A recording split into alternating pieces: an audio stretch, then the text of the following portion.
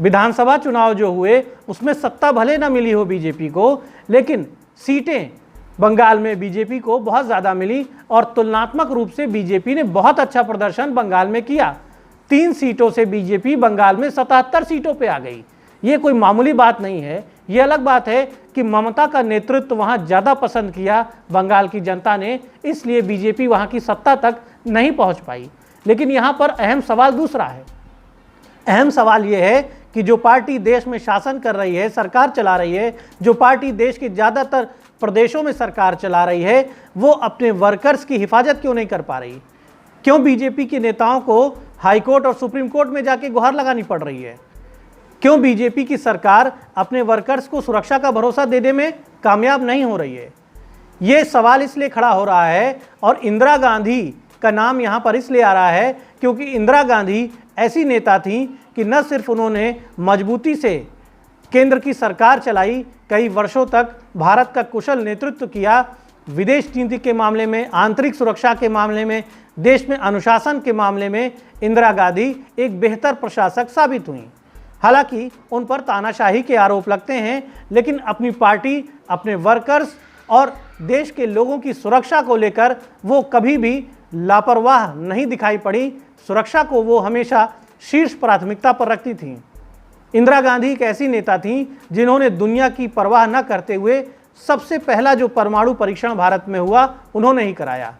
कई राज्य सरकारों को उन्होंने बर्खास्त किया।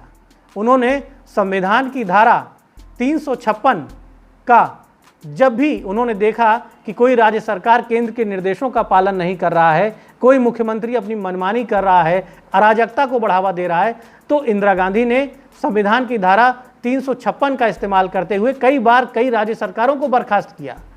आज केंद्र की सरकार देश में एक याचक की भूमिका में दिखाई पड़ती है। बीजेपी के कार्यकर्ता अपने नेताओं से अक्सर ये प्रश्न कर रहे हैं कि कैसी सरकार चल रही है, जहां बीजेपी के कार्यकर्ता अपमानित हो रहे हैं, जहां बीजेपी के कार्यकर्ताओं की सुनवाई नहीं हो रही है, जहां बीजेपी के कार्यकर्ता मारे जा रहे हैं, उनके घर जला दिए जा रहे हैं। कहा जा रहा है कि बंगाल के लाखों भाजपा समर्थक, कहा जा रहा है कि बंगाल के लाखों बीजेपी वर्कर्स असम में शरण लेना चाहते हैं, दूसरे प्रदेशों में भाग रहे हैं, उनके घरों की हालत ख़राब है, उनके घरों पे अचानक हमले हो जाते हैं, उनकी बहन बेटियां सुरक्षित नहीं हैं, उनके घर की स्त्रियां सुरक्षित नहीं हैं। तो मोदी जी कैसी सरकार चला रहे हैं? केंद्र के पास संविधान की ताकत है, सारी व्यवस्थाएं हैं। केंद्र सरकार क्या लाशों पे राजनीति करना चाहती है? वो इंतज़ार कर रही है कि हालत और बिगड़े, उसे मुद्दा बनाने का मौका मिले। कश्मीर में बीजेपी का ही परोक्ष शासन है, वहाँ पर बीजेपी ही लेफ्टिनेंट गवर्नर के माध्यम से शासन चला रही है। आए दिन वहाँ पर हत्या हो रही है भाजपा के कार्यकर्ताओं की, भाजपा का समर्थन करने वाले लोगों की, चाहे वो हिंदू हों चाहे मुसलमान हों, उनकी हत्याएं हो रही हैं। पिछले कई सालों में कई हत्याएं कश्मीर में हुई हैं, जबकि वहाँ की व्यवस्था बीजेपी सरकार के हाथों में है। बंगाल में तो अनगिनत ऐसी खबरें सामने आ चुकी हैं। केरल का बुरा हाल है। कुल मिलाकर यहाँ पर प्रधानमंत्री नरेंद्र मोदी को इंदिरा गांधी से सीख लेने की ज़रूरत है। इंदिरा गांधी की कार्यशैली का मोदी जी को अध्ययन करना चाहिए और देखना चाहिए कि मजबूत सरकार कैसी चलाई जाती है। मजबूत सरकार याचक बन के नहीं चलाई जाती है, मजबूत सरकार आंसू बहा के नहीं चलाई जाती है, मजबूत सरकार कठोर फैसले लेके चलाई जाती है। आप 7 सालों से भारत के प्रधानमंत्री हैं, जनसंख्या के मुद्दे पर अभी तक आपने कोई फैसला नहीं लिया और जनसंख्या देश की एक बड़ी समस्या है।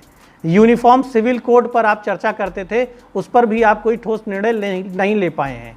राम मंदिर का मसला सुप्रीम कोर्ट के जरिए सुलझा है, उसमें सरकार की कोई बड़ी भूमिका नहीं कही जाएगी और अगर कही जाएगी तो न्यायपालिका पर सवाल खड़े हो जाएंगे।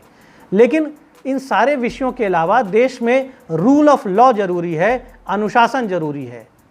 भीड़ हिंसा न करे, सड़कें खुली हों, हाईवे जाम ना हो, लोगों को आने जाने की सुरक्षा हर जगह उपलब्ध हो। लेकिन देश में कुल मिला के लगातार पिछले कई वर्षों से अलग अलग मुद्दों को लेकर अराजकता का माहौल अलग अलग प्रदेशों में दिख रहा है। कहीं किसान आंदोलन कर रहे हैं, दिल्ली में अराजकता है। लोगों ने आपको इसलिए सत्ता नहीं सौंपी थी कि लोग ये देखें कि लाल किले पर उपद्रवी कब्जा कर लें। ये दृश्य देखने के लिए लोगों ने आपको सत्ता नहीं सौंपी थी। लोगों ने इसलिए सत्ता नहीं सौंपी थी कि बंगाल में सैकड़ों हजारों की संख्या में वहाँ पर एक धर्म के लोगों को पलायन करना पड़े, उनके ऊपर हमले हों और वो अपने सुरक्षा के लिए गुहार लगाते रहें, उनकी सुनवाई न हो और उन्हें दूसरे राज्यों में शरण लेनी पड़े। यही हाल देश में कई राज्यों का है। कुल मिला के देश के प्रधानमंत्री को, देश की सरकार को ज़रूर अपनी कार्यशैली की समीक्षा करने की ज़रूरत है और उन्हें रूल ऑफ लॉ को हर हाल में लागू करने की ज़रूरत है।